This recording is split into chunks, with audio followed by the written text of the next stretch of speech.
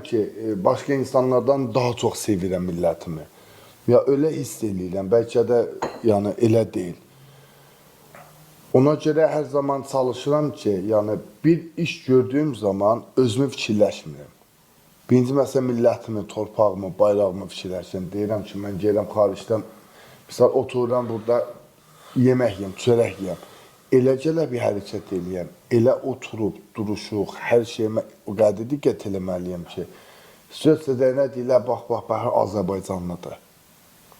Yaxşı, mən sizləri də orada təmsil edirəm, ya necə deyim, yəni mən Azərbaycanlıyam orada, tək özüm üçün deyil, xalqım üçün, vətənim üçün, bayrağım üçün, ölkəm üçün mən bu çalışıram ki, gözəl şeylər eləyəm ki, deyərlər, bu Azərbaycanlılara halal olsun.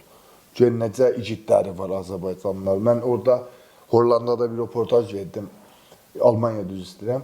Deyir ki, sən elə oturursan, durursan, elə Azərbaycan, Türkiyə, Türk, belə deyirsən ki, nədir bu Azərbaycan marağı?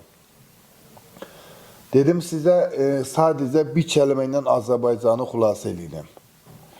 Dünyada, yer kürəsində, yaxşı, elə bir qeyrətli insanlar yoxdur. Dedim, Azərbaycan yana o.